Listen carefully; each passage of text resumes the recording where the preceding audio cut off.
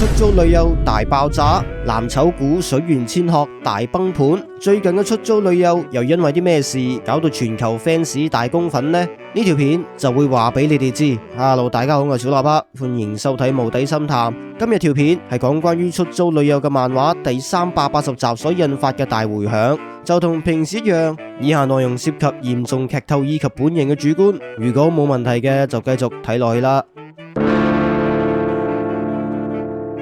如果你哋係唔認識呢一套作品嘅話，請容許我好快速地概括成個故事大綱先。出租女友嘅故事係講述緊大學生和也因為被初戀情人飛 Q 咗，所以就上咗去出租女友嘅網站，結識到一位叫做水原千鶴嘅女仔。基本上成個故事就係講述緊和也如何將呢一段租借嘅關係變成一段真正嘅男女關係。而最近嘅380集，因為女主角水原千鶴出於想專注喺事業嘅原因，所以就拒絕咗和也嘅感情，而呢一件事就成功引起全界網民嘅公憤。但係主角喺戀愛番被拒絕，明明係家常便飯嘅事情，咁點解呢一件事會引起公憤呢？首先，大家應該要知道一套380集嘅漫畫係啲乜嘢概念，就攞火影忍者嚟做例子。火影忍者嘅漫畫第380集係已經演到去疾風傳嘅自來也喺御忍村收集情報嘅篇章，而多數嘅戀愛番喺250集之前就已經收晒檔，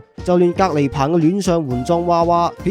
2019年開始連載，跟住連載到2025年3月嘅115集，男女主角都已經結咗婚完結啦。你就算再攞極端啲嘅例子嚟做比較，輝夜都係271集都已經完結啦。跟住你哋再望翻出租女友呢套連載咗8年嘅戀愛番，連一段男女關係都確立唔到，叫人點追啊？雖然觀眾對住呢個咁奇葩嘅節奏都係開個玩笑，整翻幾個 meme 笑下就算 Q 數，但係面對呢一種咁拖延嘅故事敘述，已經喺無數觀眾嘅心目中留下不愉快嘅體驗。但係真正引起大爆發嘅因素主要係兩個，第一就係角色同埋佢哋嘅行為，第二就係 timing。首先就講下角色先，觀眾對呢一件事嘅睇法主要係分為兩個派別，一邊就考慮過水原喺成套漫畫裏面嘅行為舉止，所以就認為水原係 bitch 中之 bitch， 就連麻美都好過佢。仲有好多好討厭男主角嘅觀眾都係因為呢一件事而調轉槍頭指向水原。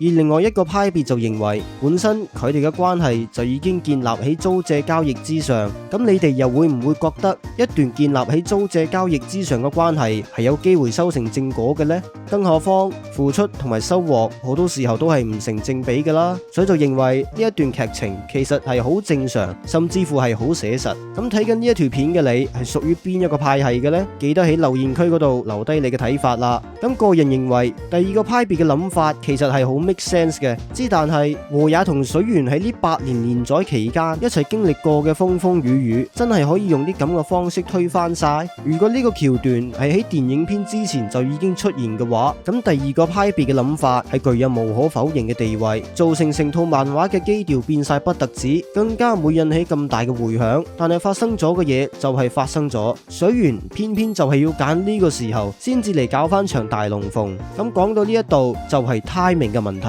因為水原去到第380集先至推翻晒兩人之間嘅經歷，所以無論你用邊一個派系嘅眼光去看待成件事都好，水原都係好 bitch 嘅。因為喺380集呢一段期間，該錫嘅又錫咗，該攬嘅又攬咗，該拖嘅又拖咗，該講嘅都講埋。種種嘅跡象都指向水原係中意和也嘅，但係去到380集，你先至用啲咁冇說服力或者係咁撲街嘅理由去拒絕人哋，就好似呢位 YouTuber Kuma-san 話齋，你發展你嘅事業同埋成為人哋嘅女朋友呢兩件事本身係冇衝突嘅，重點係和也都支持你繼續發展你嘅事業啦，無論係出租女友定係演員嘅事業，佢都覺得冇問題。跟住你又講埋啲咁低能嘅說話，你話啲觀眾有可能唔嬲咩？其實講咗咁多，真正撻着觀眾嘅怒火，其實都係水原份人。因為無論佢有心定係冇心都好，和也話晒都幫你圓咗一個夢啊。跟住你竟然用，因為我對你嘅感情未濃烈到可以放得低自己嘅事業嘅地步，所以好對唔住。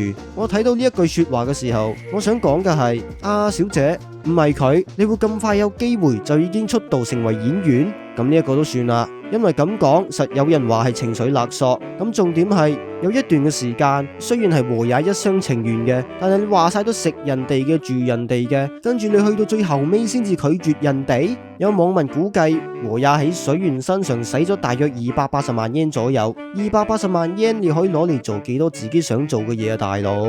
所以我哋一齊嚟恭喜晒水原先，恭喜晒水原小姐！咁你除咗收穫豐富之外，仲成為咗你阿嫲最唔想你成為嘅差勁女人，接受人哋嘅好意，但係又唔當係一回事。既然有咗答案，就應該盡快拒絕人哋。而水原又真係揾到自己嘅答案啦。好啦，所有嘅 fans 都替佢開心嘅，但係去到臨門一腳，你先至突然調轉槍頭講反話，所以種種嘅行為係更加加深觀眾認為水原係一個 bitch 嘅形象。咁講到 bitch， 呢套漫畫最矛盾嘅地方就係指出水原喺成套漫畫裏面嘅賤女人行為，竟然係出租女友裏面嘅賤女人始祖。麻尾，明明係你口口聲聲話要公私分明，但係轉個頭你又講埋一啲乜 Q 嘢弄清我哋之間嘅感情係咪戀愛之類啲咁嘅濕鳩說話。咁而家好啦，喺客人私底下嘅時間，喺客人嘅熟人面前同客人連嘴都錫埋，錫完之後又扮晒蟹咁話係工作，咁你做埋啲咁嘅嘢又同做雞又有啲乜嘢分別呢？我諗大部分嘅觀眾都估唔到呢一個有2-3年歷史嘅金句，反而係越嚟越應用到喺水原小姐嘅身上。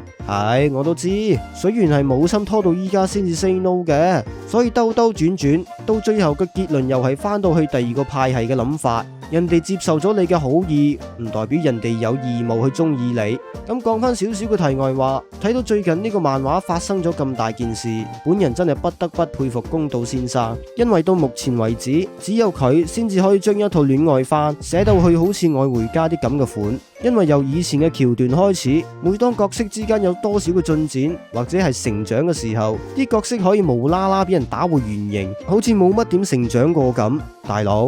你咁寫法，分分鐘連路飛都已經揾到 One Piece， 水原都未知道自己喺度做乜春，所以我就覺得呢一個篇章未去到400集之前，都唔會有太大嘅進展噶啦。因為作者嘅神之不法，大家都已經有目共睹。但係發生咗咁大件事，有啲人就認為作者宮島先生係喺度捉緊盤大棋，因為水原拒絕人哋嘅理由唔似係同和也經歷過380集之後會講嘅嘢，同埋喺381集水原拒絕之後，似乎係露咗一個好後悔嘅表情。而有啲人就認為純粹係作者正常發揮，係我哋自己胡思亂想。但係有冇一個可能就係，其實作者係刻意將水原描寫成真正嘅 bitch 嘅呢？因為水原係 bitch 似乎已經唔係第一日嘅事，跟住再將呢一套漫畫發展成一套戀愛嘅反面教材，咁大家又認為出租女友往後嘅劇情走向會係點嘅呢？記得喺留言區嗰度留低你哋嘅睇法啦。咁關於出租女友嘅漫畫第380集嘅討論就係咁上下先啦，